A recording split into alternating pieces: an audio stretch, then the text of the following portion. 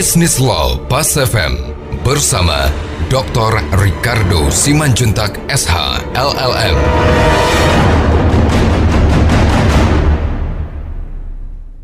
Mitra bisnis, kalau kita lihat sebenarnya dalam bentuk hak tanggungan, ketika dia sudah didaftarkan, dia akan lahir dalam satu bentuk grosse akte, perjanjian hak tanggungan. Kalau kita lihat dalam pengertian grosse akte, ini adalah satu akta otentik yang memiliki irah ketuhanan Yang Maha Esa. Jadi ini membuat grosse akte tadi menjadi satu dokumen yang setara dengan keputusan pengadilan berkekuatan hukum tetap oleh ketentuan pasal 224 HIR gitu ya. Tapi dalam prinsip umum, hak eksekusi tadi tidak semata-mata lahir dari sifat grosse akte yang memiliki irah-irah ketuhanan Maha Esa. Kenapa? Karena kalau kita lihat, itu memang adalah sifat alamiah dari jaminan kebendaan. Nah, dalam konteks gadai misalnya, gadai itu tidak harus dalam bentuk akta otentik ya. Dia tidak dilahirkan dalam satu akta notaris, walaupun bisa, tapi bisa juga di bawah tangan gitu. Tapi hak eksekusi dari gadai dalam hal debitur itu tidak bisa atau tidak memenuhi kewajibannya, itu secara tegas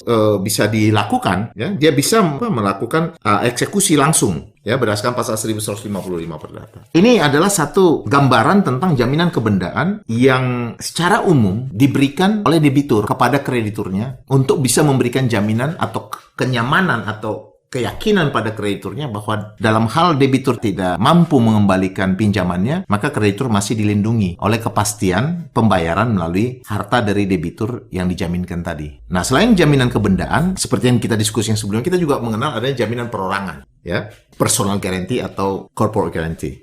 Nah, sesuai dengan topik utama, ternyata ada satu benda atau hak milik, katakanlah dari debitur, yang memang dia berada pada posisi yang spesifik. Ini yang benda tersebut dikenal dengan kapal, ya, alat transportasi. Nah, kalau kita katakan alat transportasi kan bisa transportasi darat, transportasi udara, transportasi laut. Kalau ini kita lebih spesifik dulu pada transportasi laut, kapal. Nah, saya katakan tadi kalau dalam gambaran umumnya, kita hanya mengenal dua benda bergerak dan benda tidak bergerak. Kalau dia tidak bergerak, maka mekanisme penjaminannya adalah melalui jaminan hak tanggungan nomor 4 tahun 1996. Kalau dia benda bergerak, maka dia mekanisme penjaminannya jika bukan gadai, berarti dia fidusia.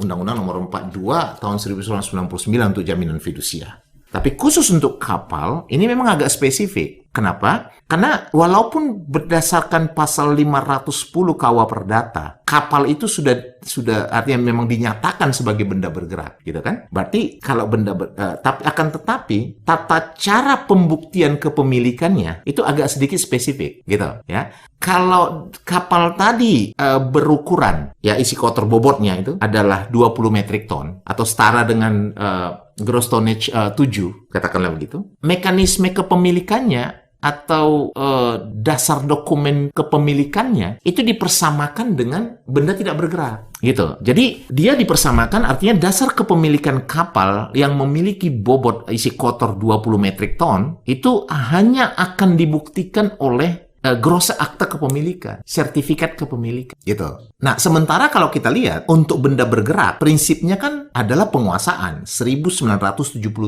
Perdata. 1977 Perdata mengatur untuk benda bergerak, siapa yang menguasai, dialah dianggap pemiliknya. Kecuali jika bisa dibuktikan bahwa penguasaan tadi dilakukan secara melawan hukum. Kan gitu. Nah, kalau kita ikuti 1977, maka kan kapal laut sebagai benda bergerak, itu kan dasar kepemilikannya kan harus berdasarkan siapa yang menguasai. Nah, tapi ketentuan tadi, 314 Perdata, itu mengatakan bahwa memang dasar kepemilikan dia, jadi Undang-Undang Pelayaran juga menegaskan bahwa dasar kepemilikan dia khusus untuk kapal yang bobot isi kotornya 20 metrik ton, itu tidak dipersamakan dengan dasar pembuktian kepemilikan benda bergerak biasa. Tidak. Jadi tidak penguasaan. Tapi dia dipersamakan dengan dasar kepemilikan benda tidak bergerak. Sertifikat kepemilikan. Itu dasarnya. Nah, dari sini kita bisa memberikan satu gambaran yang mudah. Gambaran yang mudahnya adalah jika kapal itu berat kotornya minimum 20 metrik ton, maka dasar kepemilikannya adalah sertifikat kepemilikan. Jika di bawah berat isi kotor 20 metrik ton,